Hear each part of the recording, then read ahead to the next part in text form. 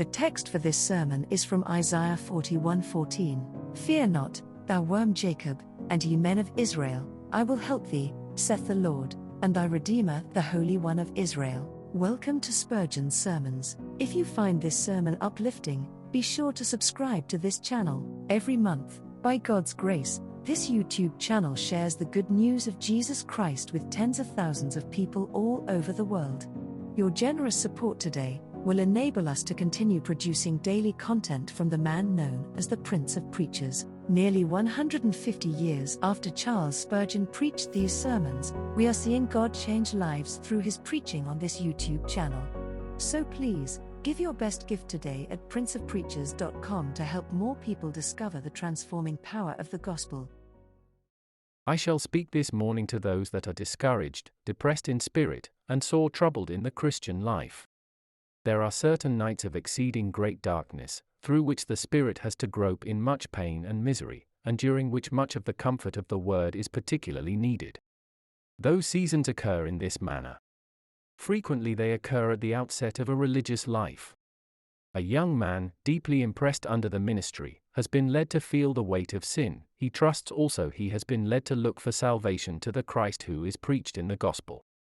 In the young ardor of his spirit he devotes himself wholly to Christ. With the most solemn vows he dedicates body, soul, time, talents, all that he has, to the great work of serving God. He thinks it easy to fulfill his vow, he doth not count the cost. He reckons it will be easy to forsake gay companions, to renounce old established habits, and to become a Christian. Alas!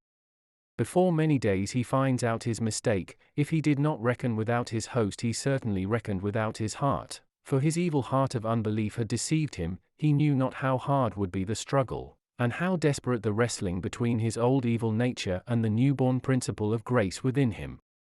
He finds it to be like the rending off of right arms to give up old and cherished habits. He discovers it to be painful to renounce his former pursuits, as painful as it would be to pluck out his right eye. He sits down then, and he says, if this be the trouble at the outset, what may I expect as I proceed? O my soul, thou wast too fast in dedicating thyself to God, thou hast undertaken a warfare which thy prowess can never accomplish, thou hast started on a journey for which thy strength is not adequate. Let me again return unto the world, and if the Spirit saith, Nay, thou canst not, then the poor soul sits itself down in deep misery, and cries, I cannot go back and I cannot go forward, what must I do? I am exceedingly discouraged because of the way. The same feeling often overcomes the most valiant Christian veteran. He who has been long experienced in the things of the divine life will sometimes be overtaken with a dark night and a stormy tempest. So dark will be the night, that he will not know his right hand from his left, and so horrible the tempest, that he cannot hear the sweet words of his master, say, Fear not, I am with thee. Periodical tornadoes and hurricanes will sweep o'er the Christian. He will be subjected to as many trials in his spirit as trials in his flesh. This much I know, if it be not so with all of you, it is so with me. I have to speak today to myself, and whilst I shall be endeavoring to encourage those who are distressed and downhearted, I shall be preaching, I trust, to myself, for I need something which shall cheer my heart. Why I cannot tell, wherefore I do not know, but I have a thorn in the flesh, a messenger of Satan to buffet me. My soul is cast down within me. I feel as if I had rather die than live. All that God hath done by me seems to be forgotten, and my spirit flags and my courage breaks down with the thought of that which is to come. I need your prayers, I need God's Holy Spirit, and I felt that I could not preach today, unless I should preach in such a way as to encourage you and to encourage myself in the good work and labor of the Lord Jesus Christ. What a precious promise to the young Christian, or to the old Christian attacked by lowness of spirit and distress of mind. Fear not, thou worm Jacob, and ye men of Israel, I will help thee, saith the Lord, and thy Redeemer the Holy One of Israel. Christian brethren, there are some in this congregation, I hope many, who have solemnly devoted themselves to the cause and service of the Lord Jesus Christ. Let them hear, then, the preparation which is necessary for this service set forth in the words of our text. First, before we can do any great things for Christ, there must be a sense of weakness, worm Jacob. Secondly, there must be trust in promised strength, and thirdly, there must be fear removed by that promise. Fear not, for I will help thee. In the first place, the first qualification for serving God with any amount of success, and for doing God's work well and triumphantly, is a sense of our own weakness.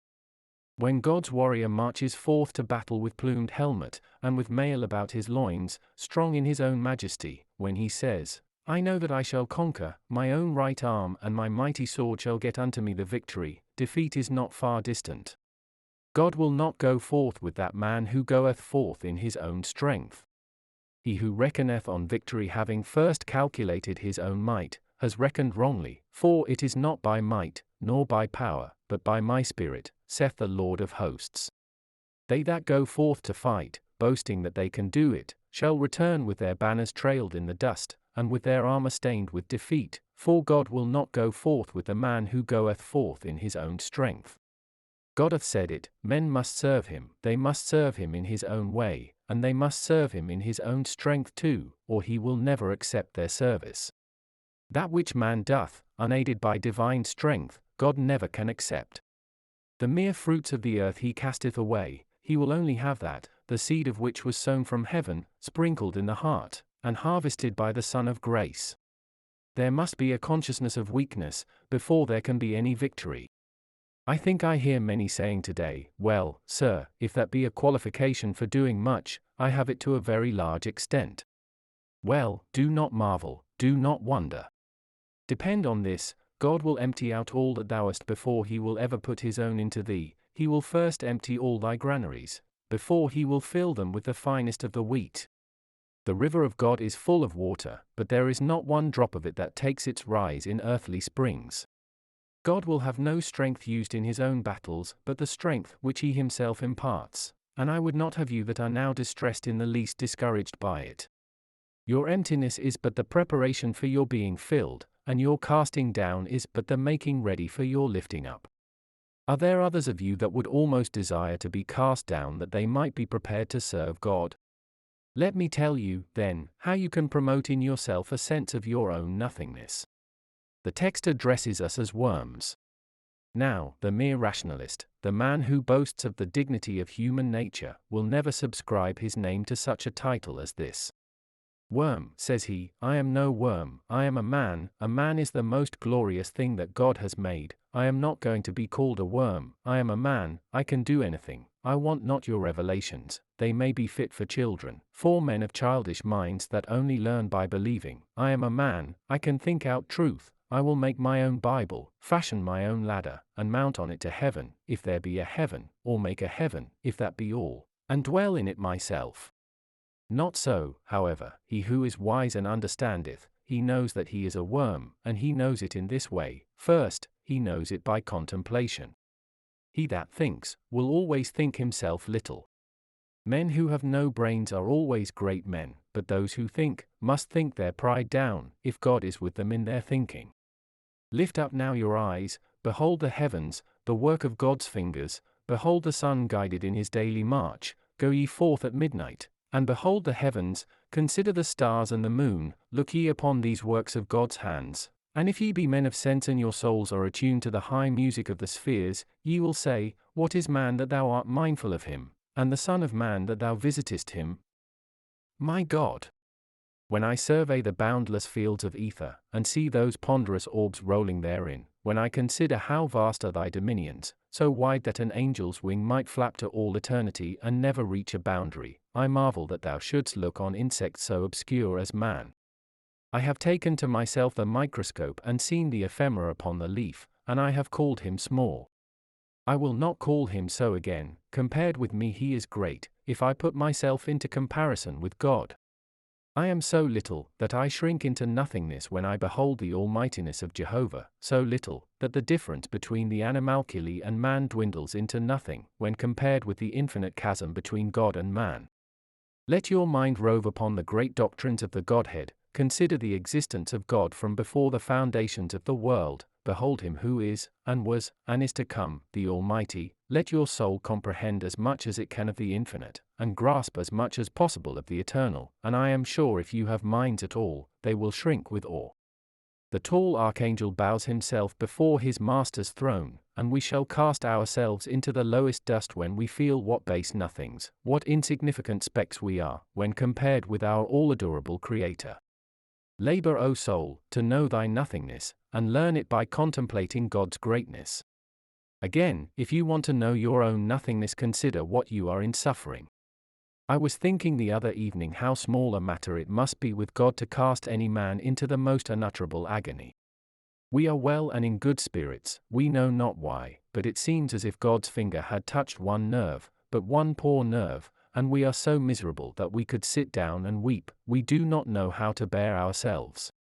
But half an hour ago we could have smiled at Satan's rage, and faced a frowning world, and God does but put his hand on our hearts, and just let one of the strings run loose, and what discord there is in our spirits. We are annoyed at the slightest matter, we wish to be continually alone, the very promises yield us no comfort, our days are nights, and our nights are black as Gehenna. We know not how to endure ourselves. How easily, then, can God cast us into misery?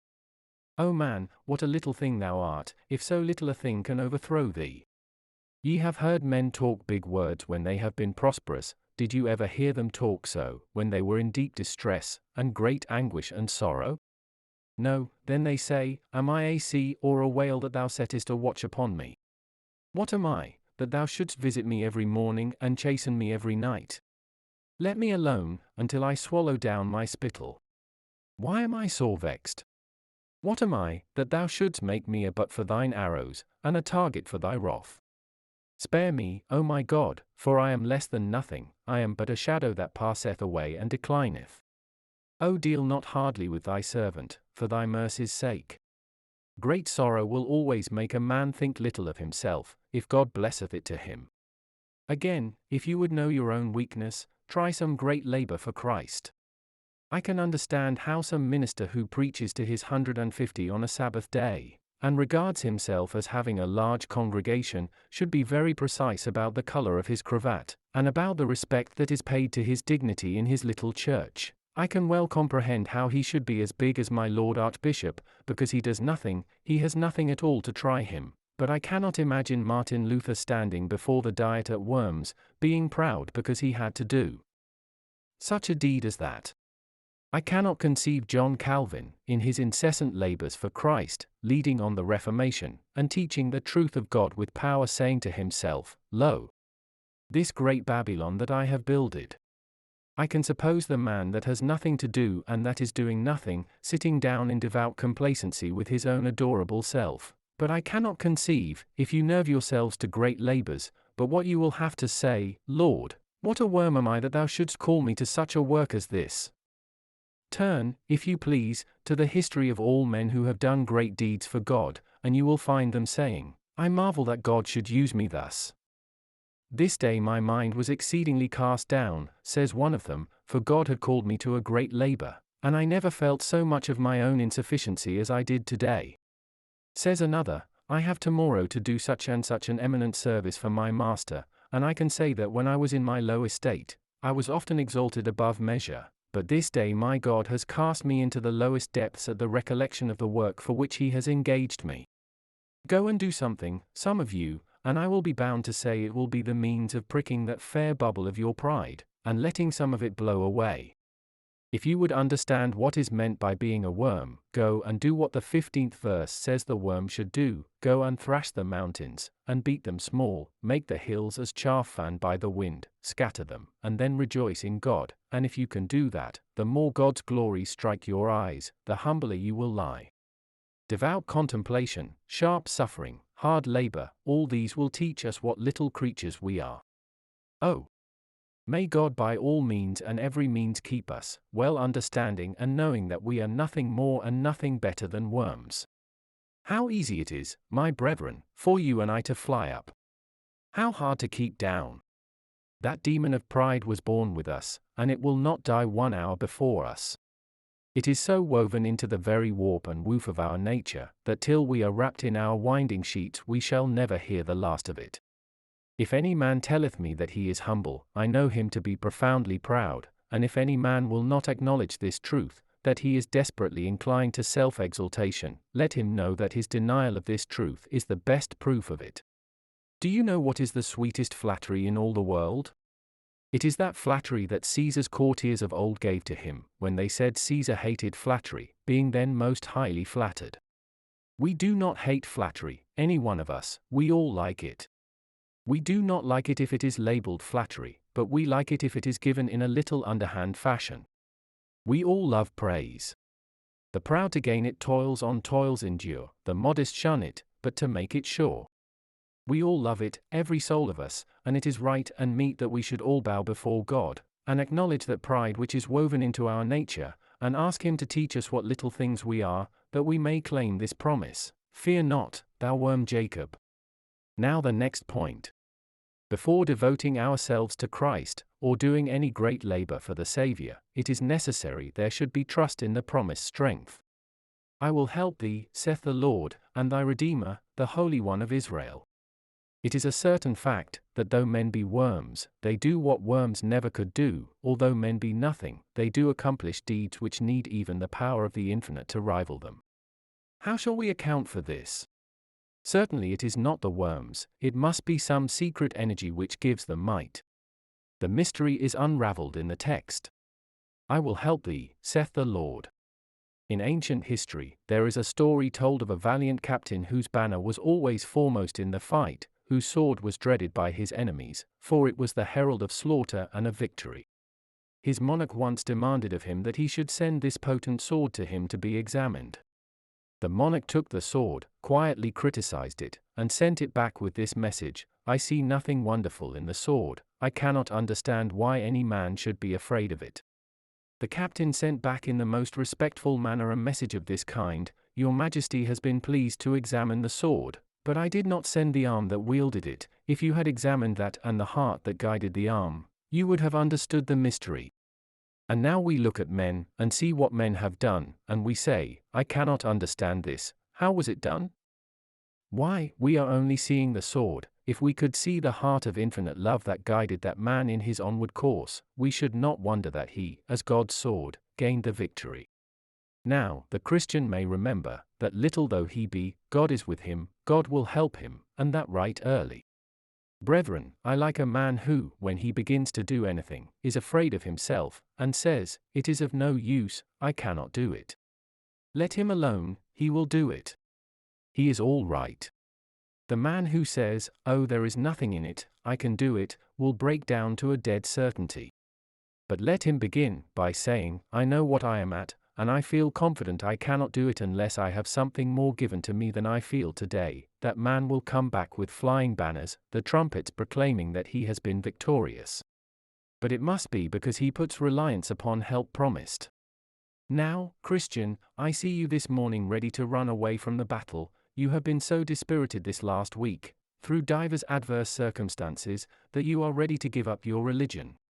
Now, man, here is a brother comrade that is passing through just the same. He comes here this morning, half inclined to run off to Tarshish, like Jonah did of old, only he could not find a boat, or else he might have sailed away, and he has come here to pat you on the shoulder and say, "Brother, do not let you and I play deserters, after all, let us up to arms, and still fight for our Master, for the promise says, 'I will help thee.'" Brother, what an all-sufficient promise that is, "I will help thee." Why, it matters not what God has given us to do, if He helps us we can do it. Give me God to help me, and I will split the world in halves, and shiver it till it shall be smaller than the dust of the threshing floor, and if God be with me, this breath could blow whole worlds about, as the child bloweth a bubble. There is no saying what man can do when God is with him. Give God to a man, and he can do all things. Put God into a man's arm, and he may have only the jawbone of an ass to fight with, but he will lay the Philistines in heaps. Put God into a man's hand, and he may have a giant to deal with, and nothing but a sling and a stone, but he will lodge the stone in the giant's brow before long. Put God into a man's eye, and he will flash defiance on kings and princes. Put God into a man's lip, and he will speak right honestly, though his death should be the wages of his speech. There is no fear of a man who has got God with him. He is all sufficient, there is nothing beyond his power. And my brethren, what an opportune help God's is! God's help always comes in at the right time. We are often making a fuss because God does not help us when we do not want to be helped. "Oh," says one, "I do not think that I could die for Christ. I feel I could not. I wish I felt that I had strength enough to die." Well, you just won't feel that, because you are not going to die, and God will not give you strength to die with, to lay up till the dying time comes. Wait till ye are dying, and then he will give you strength to die. "Oh," says another, "I wish I felt as strong in prayer as so-and-so." But you do not want so much strength in prayer, and you shall not have it. You shall have what you want, and you shall have it when you want it, but you shall not have it before. I have often cried to God and desired that I might feel happy before I began to preach, that I might feel I could preach to the people. I could never get it at all.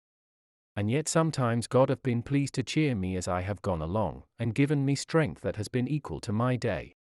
So it must be with you. God will come in when you want him, not 1 minute before, nor yet 1 minute later.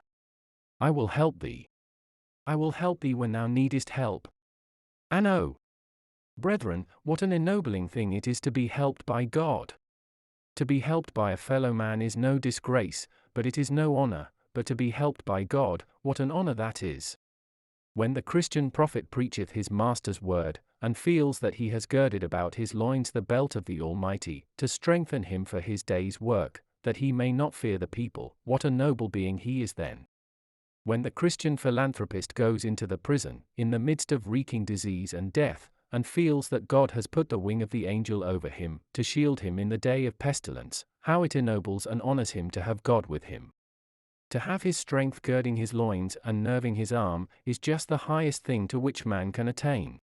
I thought but yesterday, oh, if I were a cherub I would stand with wings outstretched, and I would bless God for opportunities for serving him, but I thought within myself, I have an opportunity of serving God, but I am too weak for it. O my God, I wish thou hadst not put the load on me. And then it struck me, do the cherubim and seraphim ever say that? Do they ever for a moment say, I have not strength enough to do it? No, if a cherub had a work to do which was beyond his might, he would meekly bow his head and say, My Lord, I fly, I fly. He that commanded the deed will enable me to perform it. And so must the Christian say, My God, dost thou command? It is enough, 'tis done. Thou never didst send us to a warfare at our own charges, and thou wilt never do so. Thou wilt help us, and be with us to the end. Before we can do much, then, we must know our own weakness, and believe God's strength. And now comes the last point, upon which I shall be brief. We must, then, labor to get rid, as much as possible, of fear. The prophet says, Fear not, thou art a worm, but do not fear, God will help thee, why shouldst thou fear? Let us labor to get rid of fear, when we are certain we are serving our Master. And let these be our reasons, get rid of fear, because fear is painful. How it torments the spirit. When the Christian trusts, he is happy, when he doubts, he is miserable. When the believer looks to his Master and relies upon him, he can sing, when he doubts his Master, he can only groan. What miserable wretches the most faithful Christians are when they once begin doubting and fearing. It is a trade I never like to meddle with, because it never pays the expenses, and never brings in any profit, the trade of doubting. Why, the soul is broken in pieces, lanced, pricked with knives, dissolved, racked, pained. It knoweth not how to exist when it gives way to fear. Up, Christian! Thou art of a sorrowful countenance, up, and chase thy fears. Why wouldst thou be forever groaning in thy dungeon? Why should the giant despair forever beat thee with his crabtree cudgel? Up! Drive him away! Touch the key of the promises, be of good cheer. Fear never helped thee yet, and it never will. Fear, too, is weakening. Make a man afraid, he will run at his own shadow. Make a man brave, and he will stand before an army and overcome them. He will never do much good in the world who is afraid of men. The fear of God bringeth blessings, but the fear of men bringeth a snare, and such a snare that many feet have been tripped by it. No man shall be faithful to God, if he is fearful of man. No man shall find his arm sufficient for him, and his might equal to his emergencies, unless he can confidently believe, and quietly wait. We must not fear, for fear is weakening. Again, we must not fear, for fear disuneth God. Doubt the eternal, distrust the omnipotent? O traitorous fear! Thinkest thou that the arm which piled the heavens, and sustains the pillars of the earth, shall ever be palsied? Shall the brow which eternal ages have rolled over without scathing it, at last be furrowed by old age? What? Shall the eternal fail thee? Shall the faithful promiser break his oath? Thou disunest God, O unbelief! Get thee hence! God is too wise to err, too good to be unkind. Leave off doubting him, and begin to trust him, for in so doing, thou wilt put a crown on his head, but in doubting him thou dost trample his crown beneath thy feet. And lastly, doubt not the Lord, O Christian, for in so doing thou dost lower thyself. The more thou believest, the greater thou art, but the more thou doubtest, the less thou becomest. It was said of the world's conqueror, that when he was sick, he pulled like a child. Give me some drink, cried one, like a sick girl, it was said to his distioner. And is it not to the distioner of a Christian, who lives in secret on his God, and professes to trust alone in him, that he cannot trust him, that a little child will overcome his faith? Oh, poor cockleshell boat, that is upset by a raindrop! Oh, poor puny Christian that is overcome by every straw, that stumbles at every stone! Then, Christian men, behave like men. It is childish to doubt, it is manhood's glory to trust. Plant your foot upon the immovable rock of ages, lift your eye to heaven, scorn the world, never play craven, bend your fist in the world's face, and bid defiance to it and hell, and you are a man, and noble. But crouch and cringe, and dread, and doubt, and you have lost your Christian dignity, and are no longer what you should be. You do not honor God. Fear not, thou worm Jacob, I will help thee, saith the Lord. Then why shouldst thou fear? I feel that my voice fails me, and with it my very powers of thought too, and therefore I can only turn to my comrades in arms, in the good war of Christ, and I say to them, Brethren, you and I can do nothing of ourselves, we are poor puny things, but let us attempt great things, for God is with us, let us dare great things, for God will not leave us. Remember what he has done aforetime, and remember what he has done of old he will do again. Remember David the shepherd boy. Think ye well of Shamgar, with his ox goad. Forget ye not the jawbone of the ass, and the stone from the sling. If these worked wonders, why should not we? If little things have done great things, let us try to do great things also. You know not, ye atoms, but that your destiny is sublime. Try and make it so by faith, and the least of you may be mighty through the strength of God. Oh, for grace to trust God, and there is no telling what ye can do. Worms, ye are nothing, but ye have eaten princes, worms ye are nothing, but ye have devoured the roots of cedars, and laid them level with the earth, worms, ye are nothing, but ye have piled rocks in the deep, deep sea, and wrecked mighty navies, worms, ye have eaten through the keel of the proudest ship that ever sailed the ocean. If ye have done this yourselves, what cannot we do? Your strength lies in your mouths, our strength lies in ours too. We will use our mouths in prayer, and in constant adoration, and we shall conquer yet, for God is with us, and victory is sure. Ye trembling souls! Dismiss your fears, be mercy all your theme, mercy, which, like a river, flows in one continued stream. Fear not the powers of earth and hell, God will these powers restrain, his mighty arm their rage repel, and make their efforts vain. Fear not the want of outward good, he will for his provide, grant them supplies of daily food, and all they need beside. Fear not that he will e'er forsake, or leave his work undone, he's faithful to his promises, and faithful to his Son. Fear not the terrors of the grave, or death's tremendous sting, he will from endless wrath preserve, to endless glory bring. Thank you for listening to this sermon by Charles Spurgeon. This YouTube channel exists to help tens of thousands of people like you encounter God through Spurgeon's preaching every single month. You can help even more people discover the good news of Jesus Christ through Spurgeon's preaching by donating at princeofpreachers.com, or by clicking the link in the description below.